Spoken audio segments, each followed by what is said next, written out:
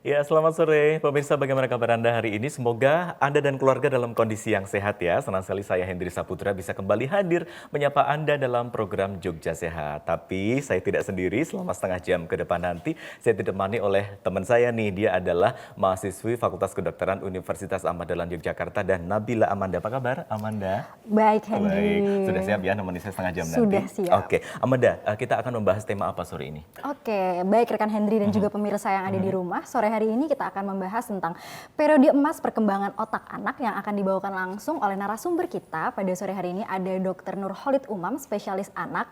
Nah, beliau ini sudah hadir di studio kita pada sore hari ini. Selamat sore Dr. Umam. Selamat sore Amanda. Ya, selamat sore juga dokter, apa kabar? Baik, alhamdulillah. Baik, berarti mahasiswanya ya dok ya? Dulu.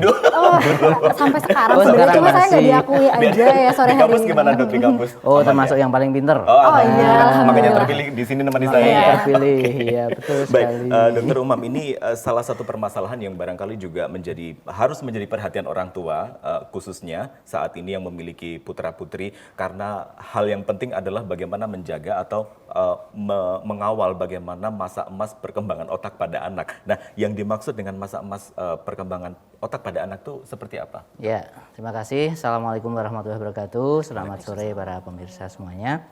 Yang pertama, otak itu merupakan organ yang paling penting. Kalau ada komputer, kita mengenal ada CPU ya. Nah, Central Processing Unit. Nah, di manusia juga begitu. Kita ini komputernya, di dalam kepala kita ini ada yang namanya otak. Itu adalah Central Processing Unitnya. Otak inilah yang nanti akan menentukan seorang manusia ini jadi benar-benar manusia atau tidak. Jadi yang namanya otak itu adalah organ yang paling penting karena dia mengatur semuanya mulai dari ujung rambut sampai ujung kaki dan mengatur semua fungsi tubuh kita. Contohnya fungsi hormon, kemudian fungsi enzim, kemudian fungsi metabolisme, semuanya diatur oleh otak. Jadi kesimpulannya otak ini adalah organ yang paling penting. Nah, 1000 hari pertama kalau kita mengenal ya, mungkin pemirsa juga banyak yang mengenal ada istilah 1000 hari pertama kehidupan. Ini adalah masa di mana otak paling cepat tumbuh. Dan ini adalah masa yang sangat-sangat penting. Dimulai dari pertama kali otak itu adalah masa nidasi. Jadi masa nidasi itu, ini ada kita lihat nanti ya perkembangannya. Ya. Namanya konsepsi. Nah, konsepsi itu adalah masa ketika sperma bertemu dengan sel telur, kemudian ditanam di dalam uterus, dalam rahim ibu. Ini dihitung hari pertama nih. Nah, sampai kapan? Sampai 1000 hari kemudian. 1000 hari itu berarti paling tidak sampai umur kira-kira 2 tahun. Nah, ini gambarnya. Ya. Oh, jadi 3 tahun atau belajar otak 30 berarti dari 0 sampai 2 tahun ya dok. Iya, Lalu betul. kemudian apa yang mempengaruhi kondisi otak seseorang anak ini bagus atau tidaknya itu kan berarti dimulai dari nutrisi ya dok ya. Betul Ketika sekali. seorang ibu memutuskan atau melakukan program kehamilan, bisa dijelaskan seperti apa yang harus diperhatikan sebetulnya dok? Ya, jadi otak itu kan tumbuhnya benar-benar ini ya kita lihat ya kalau di gambar ini di neonatus. Neonatus itu adalah ketika bayi baru lahir. Ketika bayi baru lahir ini selnya sangat sedikit. Gambarnya seperti yang di jadi kuning di ya. sini. Masih kecil. Itu ada di sebelah itu ada gambar otak neonatus. Nah, itu kan kita lihat ya selnya itu masih tidak sepadat yang sudah umur 6 bulan. Ketika sudah umur 6 bulan itu kan tambah padat nih. Nah, kemudian yang umur 2 tahun itu sangat padat. Nah, sel otak ini tumbuh seperti ini. Nah, bagaimana sel otak ini bisa dipersiapkan tumbuh? Tentunya tadi betul Mas Hendri yang sampaikan. Pertama adalah nutrisi. Jadi ini kan sel-sel yang terdiri dari banyak sekali protein ya, protein. Sehingga nutrisi ini penting sekali. Pertama asam folat, ya kemudian ada besi, DHA, mikronutrien. Ini adalah makanan-makanan yang dipersiapkan oleh si ibu. Otomatis kan ini ibunya makan, makan makanan, kemudian makanan yang mengandung banyak ini tadi unsur nutrisi ini untuk disiapkan untuk membentuk tadi otak bayi kita. Nah, kalau makanan ini bagus, maka di janin nanti otak juga akan terbentuk dengan bagus. Tapi kalau nutrisinya misalnya ibunya tidak banyak mengandung Fe makanannya, besi misalnya, atau asam folatnya sedikit sekali, maka otaknya juga tidak akan tumbuh dengan baik. Sehingga nutrisi ini sangat-sangat penting pada ibu-ibu yang nanti akan melahirkan bayinya atau akan hamil. Ini dimulai sejak zaman mungkin masih seumuran Mbak Amanda ini. Mbak Amanda kan belum menikah ya? Belum dong. Nah, mulai Dalam sekarang program ya. iya, Masih lama saya. mulai sekarang Mbak Amanda harus sudah mulai menyiapkan karena sebentar lagi mungkin menikah. Oke. Ketika sudah menikah nanti akan punya Anak. anak. Nah, janinnya harus disiapkan nutrisinya mulai sekarang. Mbak Amanda ini harus gaya makannya harus bagus, nutrisinya disiapkan betul. Jangan mengkonsumsi makanan-makanan yang nanti tidak bermanfaat atau malah justru mengganggu pembentukan otak. Nah ini kan Amanda yang bertolak belakang ya, kita yang masih muda ini Ya, biasanya biasanya- terpengaruh kita ya, terpengaruh media sosial yang misalnya ada sesuatu yang viral, makanan dan sebagainya dikunjungi, kemudian ketika ada view yang bagus, pasti biasanya disertai dengan makanan-makanan yang mungkin junk food dan sebagainya begitu ya. Nah seperti apa dok sebetulnya yang harus diperhatikan, apalagi untuk kaum perempuan itu makanan-makanan itu harus Banyak banget ragamnya ya dok ya Iya. kalau sekarang ya. Mungkin kita juga sering dengar kayak istilah piring seimbang itu dok. Iya betul, isi piringku. Nah, jadi istilahnya sekarang isi piringku. Jadi saya tadi udah menarik sekali yang disampaikan Mas Hendri itu tadi, menyampaikan ketika seorang mungkin cewek ya, sebenarnya nggak hanya cewek, cowok pun Cowok juga ya kan Mas Hendri cowok ya. nganter ceweknya biasanya gitu. Tadi sebutkan suka makanan junk food. Namanya saya sudah junk. Namanya sudah jang ya. Junk itu kan bahasa Inggris yang artinya sampah. Nah, makanan sampah. Jadi sebenarnya udah dari dulu ini bukan hanya yang ilmu-ilmu sekarang aja, udah zaman 60-an sudah kita mengenal yang namanya istilah junk food. Yaitu makanan yang sebenarnya walaupun enak rasanya, tetapi dia tidak dibutuhkan oleh tubuh kita. Dia nanti kalau kita konsumsi, dia hanya akan menjadi sampah. Bahkan membahayakan diri kita sendiri maupun janin kalau nanti dalam kondisi si ibu sedang mengandung. Tapi kebanyakan pembelaan dari orang-orang tuh ketika junk food misalnya dimakan juga ada proteinnya. Dok, loh ini kan tetap ada proteinnya begitu. Bagaimana protein itu bisa dikatakan dikategorikan junk food untuk untuk apa ya? Untuk makanan tertentu misalnya. Ya, mungkin lebih cepat begini. Kenapa ini disebut junk? Iya. Nah, kenapa makanan yang seenak ini, misalnya kita beli makanan cepat saji, ya, nggak usah menyebutkan merek ya. Iya. Kan itu rasanya enak sekali Iya, itu. enak banget ya. Mbak Amanda saya yakin suka itu ya. Tetapi ini kenapa disebut junk? Jadi makanan disebut junk itu satu, karena walaupun dia mengandung protein, mengandung mineral, mengandung mungkin vitamin, tetapi kandungannya tidak seimbang. Tidak sesuai dengan isi piringku tadi. Isi piringku itu sebenarnya kan menjelaskan bahwa setiap makan kita itu harus ada karbohidrat. Oke. Karbohidrat itu tidak usah banyak-banyak, nanti bikin obesitas. Ya, kira-kira hanya 30% lah. Yang kita butuhkan sebenarnya hanya 30%. Kemudian ada protein. Protein itu kira-kira 20%. Ya, kemudian ada vitamin, mineral, air dan lain-lain itu sisanya. Nah, makanan-makanan yang kita sebut dengan junk ini tadi itu terbalik. Karbohidratnya ada yang 70%, bahkan 90%. Kita butuh nggak karbohidrat sebanyak itu sampai 90%? Tentu tidak, nggak butuh. Sehingga nanti akan ditumpuk menjadi sampah. Sampah di mana ya kalau karbohidrat? Sampahnya kan nanti jadi gula. Sehingga sekarang Mas Hendri atau Mbak Amanda boleh main ke rumah sakit. Anak-anak muda umur 40 tahun, 30 tahun sudah menderita diabetes mellitus. Banyak ya Amanda ya. Sakit gula. muda Banyak sekarang. sekali Mbak Amanda nanti kalau sudah koas, kalau masuk koas ya nanti. Masuk dong, insya Allah masuk ya. Kok pertanyaannya agak gimana sih? Dok? Nanti akan ketemu ini anak-anak muda seumuran Mas Hendy. Tapi sudah periksa, dok saya diabetes mellitus. Kenapa? Karena lifestyle yang salah. Oke. Mengkonsumsi nutrisi-nutrisi yang sampah tadi. Protein ada, tetapi proteinnya bukan protein yang kita butuhkan. Oh. Ya, kita kan membutuhkan protein sebagai zat untuk pembangun ya, terutama untuk otak kita. Nah, protein juga ada kadarnya, ada maksimalnya, ada minimalnya. Kalau ini tidak diseimbangkan dengan isi piringku, maka akan menjadi sampah. Belum nanti proses masaknya Mas Hendri. Bapak ibu kita dulu, zaman masih sepuh, tahun 60-an, 70-an itu kan belum mengenal nih kayak gini, ini makanan-makanan yang kita sebut junk food. Dulu makanan rata-rata hanya direbus, Oke. dikukus. Bahkan jarang sekali digoreng, kok nggak mengenal minyak goreng. Iya. Tapi that's good food. Healthy food itu seperti itu. Tapi sekarang yang namanya makanan hampir semuanya digoreng. Bahkan sekarang udah berkembang grill. Iya, dibakar itu juga ternyata dampaknya. Dibakar. Kenapa? Ini menyebabkan adanya radikal-radikal bebas. Enak nggak? Enak sekali ketika lemak dibakar. Baunya tuh ya. Oh, itu baunya doang enak Aromanya apalagi dimakan. Oke. Tapi that's junk. Baik. Begitu. Baik dok, nanti kita lanjutkan lagi karena masih banyak pembahasan terutama mengenai masa emas perkembangan otak anak ini. Pemirsa juga bisa gabung ya di nomor Iya, telepon. betul. Di 0274 580 800. Ya, nanti Silakan nanti buat pemirsa yang ada di rumah yang ingin mengajukan pertanyaan bisa langsung menghubungi di nomor kami. Ya, kita lanjutkan usai jeda pariwara berikut, tetaplah bersama kami di Jogja Sehat.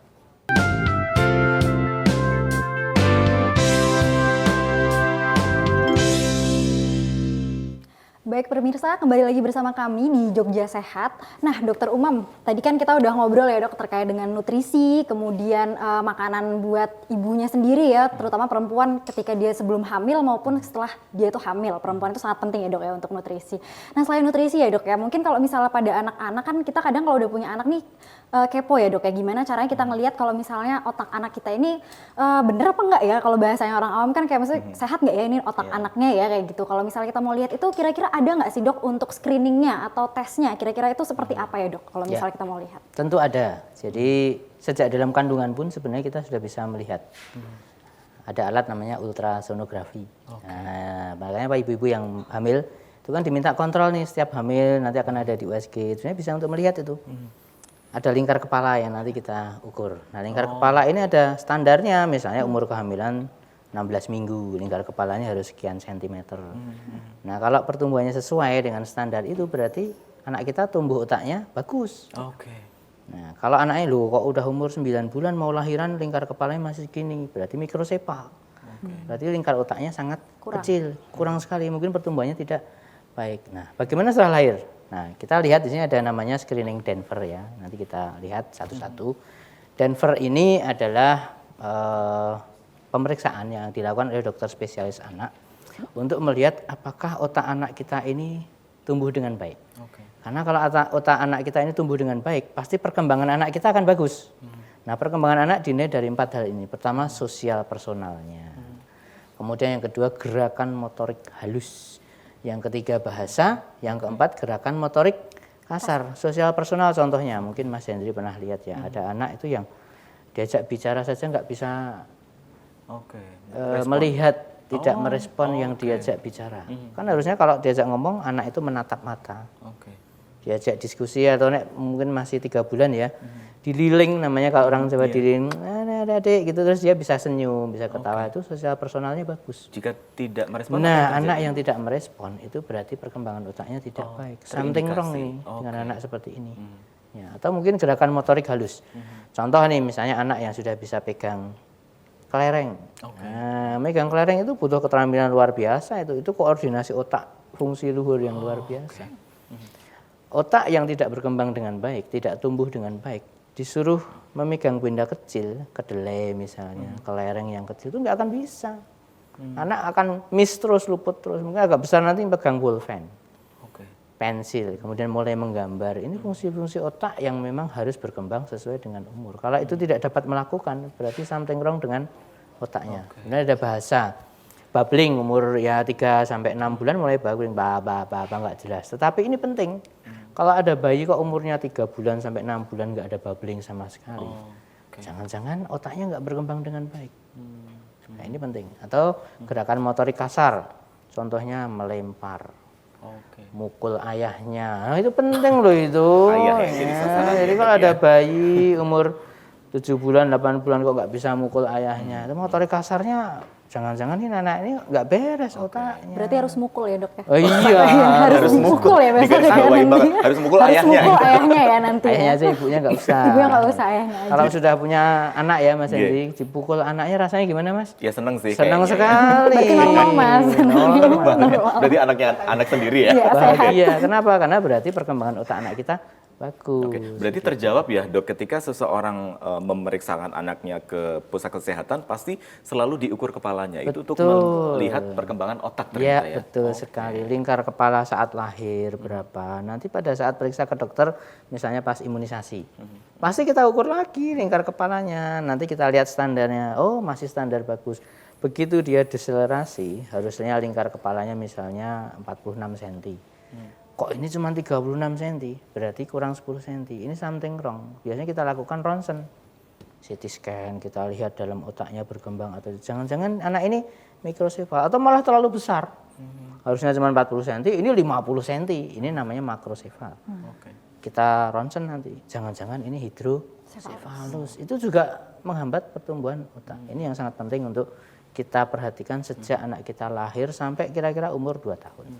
Ini ada beberapa indikasi, 4 indikasi yang bisa dibahas. Ya, 4 di indikator awal. utama ini. Indikator utama. Lalu bagaimana dengan kondisi anak yang memang normal tapi terlambat dalam merespon ini semua? Ada kan? Ada banyak. Ini namanya Delay, tapi tidak termasuk dalam termasuk ini. Jadi termasuk pemeriksaan Denver ini nanti akan bisa mendeteksi seorang anak ini delay atau tidak.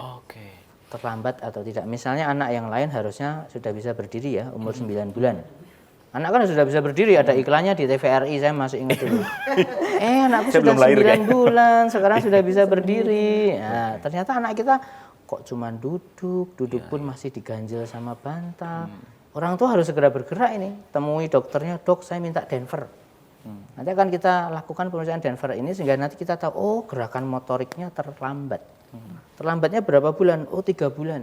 Ketika sudah tahu terlambat 3 bulan, maka orang tua harus segera menyekolahkan anaknya di bagian fisioterapi. Nah, di instalasi fisioterapi ini nanti orang tua akan diajari untuk stimulasi. Nah, nanti akan kita lihat di slide berikutnya Mbak ya tentang Tapi bisa stimulasi. diselamatkan ya, Dok? Bisa, ini contohnya Mas Henry ya. Ini yang namanya milestone of motor development. Nih lihat, tadi saya ambil contoh 9 bulan. 9 bulan stand holding furniture. Dia harus sudah bisa berdiri, berpegangan. Anak kita kok belum, baru duduk. Berarti telatnya berapa bulan? 1, 2, 3. Telat 3 bulan. Ini harus kita kejar, bawa ke instalasi kesehatan yang ada fisioterapinya, lalu kita lakukan fisioterapi rutin sampai anak kita bisa mengejar ketinggalannya. Begitu, masih bisa kita kejar. Berarti kalau kayak yang artis-artis itu ya dok ya, kayak kan dulu kita kan sering lihat itu loh mas, artis yang cipung, kan dia kayak ada latihan militernya tuh ya mas, kayak ada naik-naik kayak gitu, itu berarti termasuknya fisioterapi ya dok ya? Ya, jadi itu fisioterapi sebenarnya. Memang ada step-stepnya ya, tidak bisa langsung anak 9 bulan suruh latihan militer, nggak bisa. Tetapi ada step misalnya, oh kita mau mengejar fungsinya untuk berdiri. Maka kita harus melatih mulai dari ototnya. Otot mana? Otot berdiri itu kan melibatkan otot kaki, otot panggul. Nah, ini yang kita latih itu dulu. Begitu otot panggul dan otot kaki kita latih sudah bagus, strengthening-nya berhasil, strengthening-nya itu menguatkan ototnya, baru kita latih anak untuk berdiri. Ya, itu nanti akan cepat sekali kalau anak distimulasi dengan baik di rumah. Nah, ini contoh stimulasi ya. Jadi kalau kita punya anak sebenarnya tidak sulit kok. Ya, Bapak Ibu bisa lihat di sini ya. Dengan hanya menyentuh anak saja loh, jangan-jangan istri yang disentuh, tetapi anak. Iya, Dok. Anak disentuh dengan penuh cinta, dengan penuh ekspresi. Ini ternyata menyebabkan otak anak kita tuh berkembang, tumbuh dengan sangat cepat. Makanya kalau jadi ayah pulanglah. Jangan berbulan-bulan tidak pernah pulang, ini anaknya nggak pernah dapat sentuhan ekspresi kasih sayang dari ayahnya, dan itu penting itu. Dok, sebentar saya potong. Berarti begitu juga sebaliknya, ketika dapat sentuhan akan berpengaruh baik, tapi ketika misalnya dapat respon, kan namanya juga anak-anak itu kan bagi orang tua tertentu ketika mungkin kesibukan di kantor banyak masalah dibawa ke rumah, akhirnya yang menjadi sasaran adalah anak. Dengan dibentak itu berarti juga akan berpengaruh. Ya, betul sekali. Jadi anak itu akan mengkoping ibunya, mengkoping ayahnya. Ya. Stimulasi itu sangat mudah sebenarnya, hanya dengan bermain, berinteraksi bersama dengan ibu, bersama dengan ayah, atau bersama dengan keluarga yang lain. Itu sangat mudah untuk berkembang otaknya. Kita lihat slide berikutnya. Ya. Lihat slide lagi. Nah, ini penting ini. Stimulasi verbal dan non-verbal, Mas Hendy mungkin kalau pulang sering nggak bacakan buku untuk anaknya. Ya, biasanya sebelum tidur ya. Buku cerita dongeng ya. Amanda buat baca diri sendiri, nanti tidur sendiri. Ini penting ini, stimulasi verbal ini penting supaya anak itu bisa bicara dan tahu kalau manusia itu harus bicara. Karena kalau kita nggak pernah membacakan buku di depan anak, anak itu merasa orang kok diam aja, nanti dia diam aja. Belum nanti misalnya ya, kalau Mas Hendy pulang bawa masalah, marah-marah, anak akan mengkoping. Stimulasi verbalnya adalah berkata jorok. berkata kasar. Nanti dia ketika dewasa menganggap itu biasa-biasa saja. Karena orang tua saya ya tiap hari pulang seperti itu. Nah, jangan sampai seperti itu. Penting sekali itu. Oke. Sama ini, Amanda kadang-kadang kalau misalnya di lingkungan Amanda mungkin juga punya ponakan yang kecil-kecil, kadang ada saudara yang gemes, kemudian diangkat sampai digoyang-goyangkan. Ini pengaruh banget nggak sih, Dok? Iya. Mengganggu mungkin ya dok kayak gini stimulusnya ya? Betul. Jadi otak itu dalam masa pertumbuhannya itu tidak boleh terganggu. Baik oleh penyakit. Ya, itulah kenapa pentingnya imunisasi. Karena kalau nggak imunisasi, kena campak. Ini sedang musim ini, campak KLB luar biasa. Campak itu kalau nyerang otak, dia membunuh. Otaknya akan rusak dengan sangat cepat sekali. Jumlah otak yang harusnya sekian ratus miliar neuron, namanya neuron. Itu ketika kena campak, dia akan berkurang langsung 10% sampai 30%-nya. Nah, untuk menumbuhkan 30%-nya butuh waktu lagi. Bisa juga rusak karena tadi, benturan. Jadi shaking syndrome ini namanya, sehingga orang yang suka gendong anaknya begini kan itu namanya shaking syndrome. Ini otaknya itu goncang. Nah, benturan-benturan ini bisa menyebabkan perdarahan. Sangat bahaya itu kalau perdarahan. Kalau perdarahan otak nanti bisa stroke kalau bahasa orang tuanya. Kalau pada anak bisa kena stroke nggak? Bisa. Bisa ketika ada perdarahan di otak dia jadi tidak sadar, bisa. Jadi hati-hati kalau gendong anak yang halus saja lah. Yang halus aja ya, saking Halus aja ya, jangan digerak-gerakin lagi ya berarti ya. Iya. kadang-kadang saking gemesnya sih, Dok, ya jadi kayak digini. Gemes boleh cium saja. Cium saja ya. Tapi nggak perlu digoyang-goyang, kasihan otaknya. Oke. Ini kita lihat slide ya, yang tadi saya sampaikan. Ada non-verbal, tadi kan verbal. Ya. Ini ada non-verbal imitation. Ketika anak melihat ibunya senyum, ayahnya senyum, anak itu menirukan. Oke. Ketika ibunya dengan ekspresi terkejut, anak juga menirukan, oh kalau terkejut seperti ini. Atau ekspresinya sedih, menangis, anak itu juga coping. Nah, bayangkan kalau ada ayah yang pulang kerja, marah-marah, kira-kira anaknya copingnya seperti apa? Ya, Yang dikopi ya sih. ayahnya.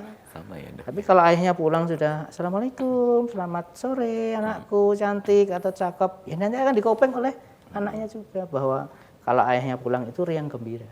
Nah ini yang penting kita sampaikan kepada keluarga-keluarga muda ya, terutama kan masih banyak yang bingung nih bagaimana mengasuh anak. Sederhana sekali kan, sebenarnya tidak ada yang luar biasa. Kebiasaan baik itu yang harus dilakukan setiap hari di depan anak kita. Luar biasa. Kalau Amanda punya bayangan nggak sih, misalnya kan mungkin belum menikah, mungkin dalam rencana ke depan mungkin akan menikah, dan ada obrolan nggak sih misalnya sama teman-teman gitu, hal-hal kayak gini tuh pasti kalau di lingkungan dokter sudah ya, tapi kalau misalnya circle-nya bukan dokter kan pasti ada ya. Apakah ini juga di lingkungan Amanda sehari-hari ke teman-teman yang cewek utamanya, apakah ini juga sudah mereka pahami tentang bagaimana mempersiapkan diri menjalani kehidupan rumah tangga, kemudian memiliki anak dan sebagainya? Iya pastinya, mau lingkungan di dalam teman-teman yang kedokteran maupun yang non kedokteran juga sebenarnya kita sering banget ngebahas tentang gimana sih caranya jadi orang tua yang baik sebenarnya itu gimana gitu. Kadang kita juga mikirin kalau misalnya kita nikah muda terus belum paham nih kalau misalnya merawat bayi dengan hal yang kecil aja kita goyang-goyang itu bisa merusak perkembangan dia sebagai bayi, itu ternyata berbahaya kan. Jadi kadang kita juga harus punya kesadaran sendiri, kesadaran masing-masing kalau misalnya memang ketika kita mau menikah itu paling nggak minimal kita juga harus sudah memahami dulu gimana caranya menjadi orang tua yang baik dengan memberikan contoh yang sebenarnya ya gampang kayak yang Dokter Umam tadi sampaikan ya, menjadi orang tua yang positif gitu dalam kondisi sehari-hari. Apalagi generasi kita nih ya, generasi muda ini generasi yang banyak ilmu parenting ya, Dok, Iya, yang betul sekali. sangat berbeda jauh dengan orang tua kita begitu. Ini juga akan menjadi persoalan ketika hal-hal parenting, namanya ilmu itu kan selalu berkembang ya, Dok. Itu mungkin zaman-zaman orang tua kita itu belum ada. Lalu seperti apa menghadapi hal-hal yang baru ini, Dok? Ini sering ya konfrontasi antara young parents dengan old parents. Zaman dulu tuh nggak ada ASI eksklusif, sehingga bayi baru lahir ya disuapin.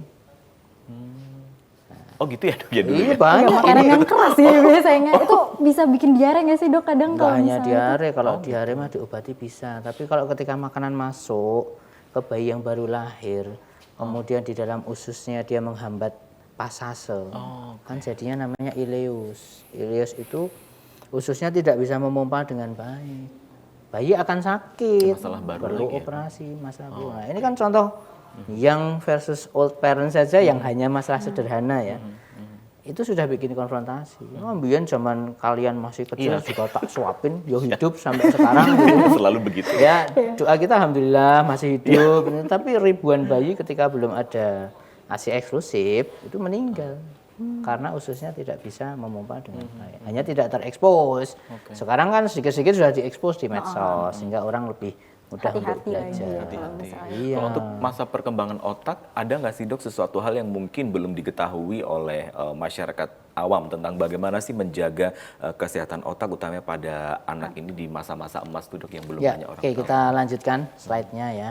Nah, ini asupan gizi terbaik pada bayi adalah ASI untuk 0 sampai 6 bulan. Tidak boleh ditambah apa-apa. Jadi jangan tergoda oleh iklan susu. Oke.